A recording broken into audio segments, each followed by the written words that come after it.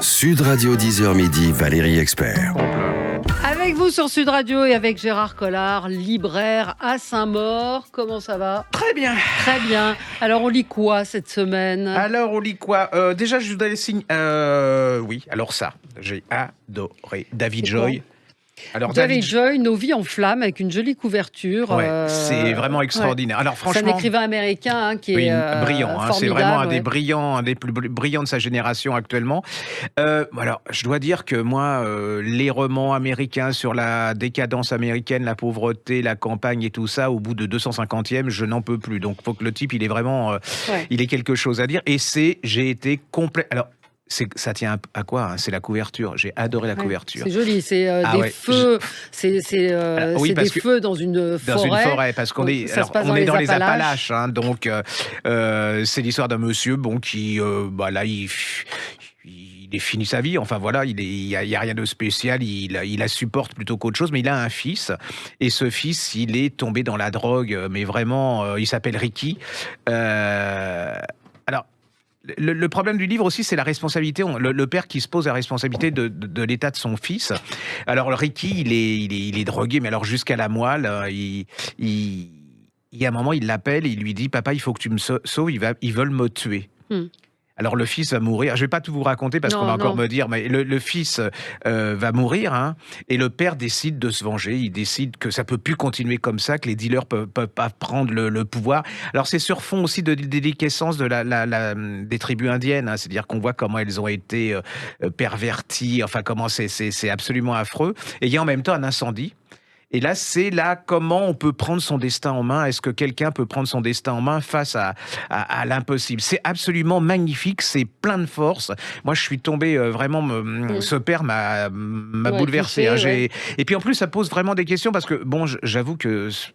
en fait, ça pose la question, est-ce qu'on peut prendre son destin en main ? Est-ce que, en fait, on laisse tout tomber ? C'est aussi... c'est rare aussi, c'est la responsabilité des parents par rapport à... Alors, il se pose la question est-ce qu'il dit qu'à un moment, il aurait dû... dire non, enfin de le baffer hein, quelque part, de dire ça peut pas continuer comme ça. C'est absolument magnifique, c'est prenant. Alors là je vous le fais genre analyse littéraire et tout, mais en fait c'est une histoire où vous êtes pris complètement dedans entre l'incendie, la drogue, la vengeance. C'est vraiment, et puis les femmes aussi. Il y a les femmes qui ont un rôle absolument important. C'est même assez symptomatique de tous les romans américains en ce moment. C'est-à-dire qu'on a l'impression que les hommes ils sont tous en retrait, enfin, et que c'est les femmes qui prennent le pouvoir et qui décident. Alors là c'est un peu différent parce que c'est le père qui prend le pouvoir, mais il n'aurait pas pu faire ce qu'il voulait sans sa sœur, sans sa femme qui est morte. C'est vraiment bouleversant, c'est un grand bouquin, et même si vous êtes un peu lassé de ces grands romans américains de 600 pages qui vous racontent la décadence, mais c'est la décadence américaine, hein, là on voit que ce pays il a quand même un problème quelque part. C'est magnifique, quoi. C'est vraiment... Alors ça s'appelle Nos vies en flammes, David Joy, et c'est chez Sonatine. Très belle couverture, effectivement. Ah oui, et alors là, je prends le contre-pied, parce que c'est vrai que les gens, en ce moment, ils ont envie de respirer. Hein. Ça, c'est vrai que... Mais vous pouvez y aller, hein. C'est un peu dur en ce moment, mais ça ne va pas non plus vous casser le moral. Hein. C'est vraiment un livre palpitant avec du suspense. Et là, j'ai adoré. C'est comme la couverture, là, vous allez voir sur... livre de découverte, Odette et le taxi jaune de Isabelle Artus. C'est chez Charles Heston. J'ai adoré. Alors, c'est une vieille dame, hein, elle a 80 ans. Elle habite à Paris, elle est très bien. Et puis, mais elle a une tocade, c'est qu'elle part chaque jour à l'aéroport pour imaginer la vie. Elle s'assoit hein, dans la salle d'attente de l'aéroport, je sais pas comment, si on dit on doit dire une salle d'attente. Oui, c'est ça, oui. Et elle imagine la vie des gens, elle les regarde, elle est heureuse, elle revient chez elle, elle a vécu. Moi, j'ai trouvé déjà l'idée assez sympa, puis la dame, elle a l'air comme ça, assez sympa. Et un jour, il se passe un truc, c'est qu'elle ne revient pas. C'est-à-dire que qu'est-ce qu'elle est devenue ? Et là, vous allez voir comment un chauffeur de taxi, celui qui s'occupe toujours d'elle, qui va la chercher à l'aéroport, qui la ramène et tout, il se met avec un ex-flic et ils vont commencer à la chercher. Mais alors le problème, c'est pas un problème, je trouve ça très très très bien fichu, c'est-à-dire que là, c'est léger, c'est drôle, c'est machin, mais derrière il y a autre chose. C'est-à-dire que cette femme, on va trouver que on va plonger dans des secrets. Elle a quelque chose de sa famille et vous allez découvrir la relation avec l'Arménie. Et je trouve que c'est hyper bien bien fait. C'est-à-dire que j'adore ce genre de bouquin qui vous détend. C'est-à-dire Ouais. que vous êtes là, Oui, vous passez un vous bon marchez moment. à et oui, fond là, dans le et tout d'un truc. coup, vous dites mais c'est autre chose. Et là, alors je vais pas encore vous dire le truc parce qu'on va encore m'insulter en me disant que je Oui, non. raconte l'histoire. Mais vous allez passer un excellent moment. C'est un excellentissime livre de détente. Et puis, vous allez plonger sur le problème arménien, sur Ouais. les personnes qui ont un certain... C'est vraiment rempli d'humour, pétillant, drôle, émouvant, il y a tout. Et c'est comme la couverture. Aussi joyeux que la couverture. Ah oui, absolument. Alors, moi, j'ai lu un livre qui est un peu plus sérieux, mais qui est passionnant. Ça s'appelle Vivement la guerre qu'on se tue. Je trouve que le titre est Ah oui, c'est déjà formidable. choc, ça, hein. Vincent Courcelles-Labrousse. C'est paru chez Slatkin. Alors, le monsieur, comme vous dites, il est écrivain. Et en fait, ça nous plonge dans la politique et la justice des années Giscard, la fin des années Giscard, juste avant l'abolition de la peine de mort. C'est très documenté sur cette période-là. C'est vraiment tous les enjeux autour de la peine de mort. Il y a l'histoire de ce petit juge manipulé, il n'a pas tellement de personnalité, et puis ceux de la peine de mort comptent sur lui pour conduire à l'échafaud un condamné maghrébin, et puis les choses vont peut-être pas se passer exactement comme c'était prévu. J'ai pris des notes, mais c'est vrai que lui, il va défier le système, et c'est vrai que à l'intérieur de ce récit, le petit juge va lui aussi être touché par une affaire personnelle qui va remonter. Mais ce que j'ai aimé, moi, particulièrement dans ce livre, c'est cette France des années 70. Et déjà, on parle de la sécurité, déjà, on dit la France a peur, etc. Et vous allez trouver des similitudes avec ce qui s'est passé, avec ce qui se passe aujourd'hui. Et voilà, donc ça s'appelle Vivement la guerre qu'on se tue. Vincent Courcelles-Labrousse, c'est plongé dans le système politico-judiciaire des années 70, l'époque de Giscard, l'avant Badinter. C'est vraiment, enfin l'avant, c'est Badinter qui vient de sauver Patrick Henry. J'ai beaucoup aimé ce livre. Alors moi, alors là, alors la couverture, c'est la couverture, le titre, c'est le titre. Alors il y a il y a l'édite. Alors j'ai adoré. Ça s'appelle La Fabrique du chef-d'œuvre. Ouais. C'est sous la direction de, je crois qu'il s'appelle Sébastien Le Foll, qui est brillant, qui est un brillant journaliste, absolument. Directeur de la rédaction du Point. Et alors, je sais pas, quand vous lisez des classiques, j'adore les classiques, mais vous ne posez pas la question. Pour vous, c'est évident que Le Rouge et Noir de Stendhal, ça a eu du succès, que Les Misérables, ça a eu il n'y a pas d'histoire dans ce...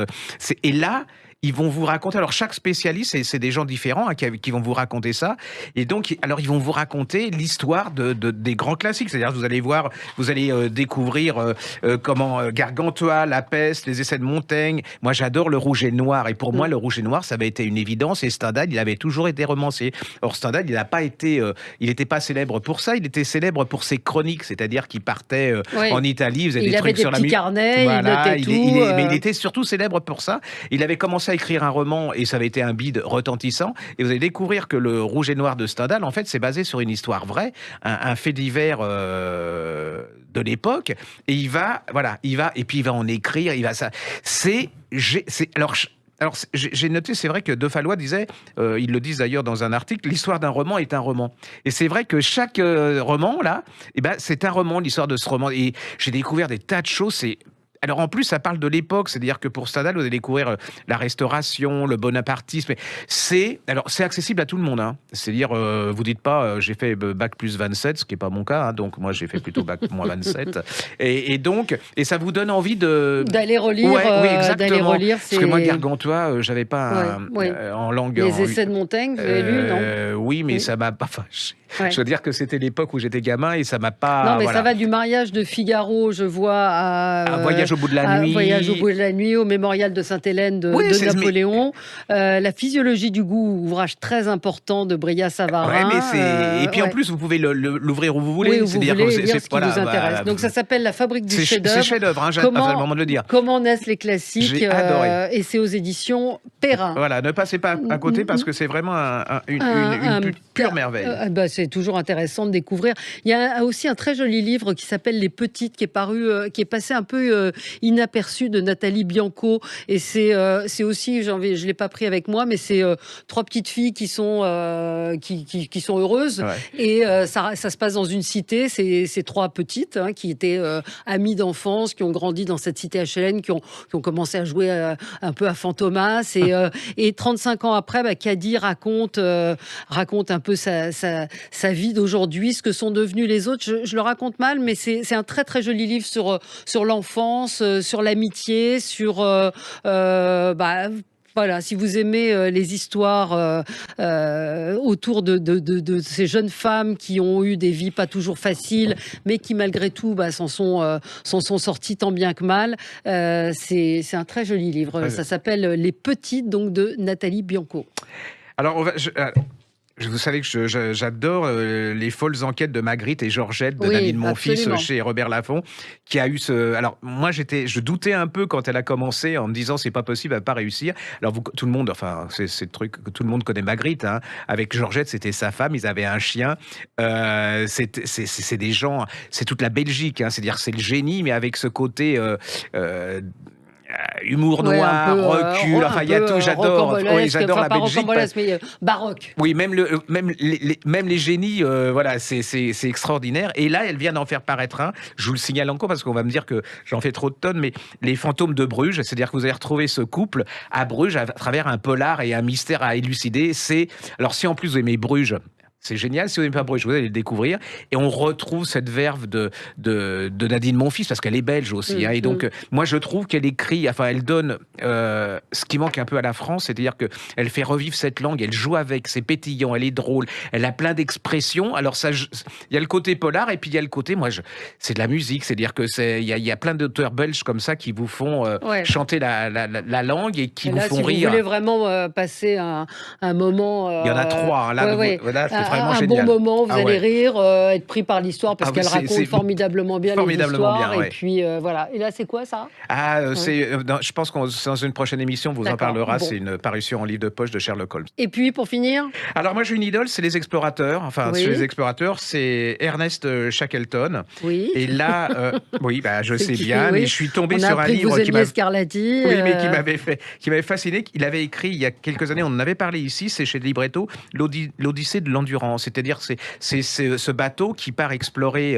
le pôle Nord, et puis il y a un moment, il est pris dans les glaces et ils vont mourir. Et lui, il est capitaine et il dit vous ne bougez pas.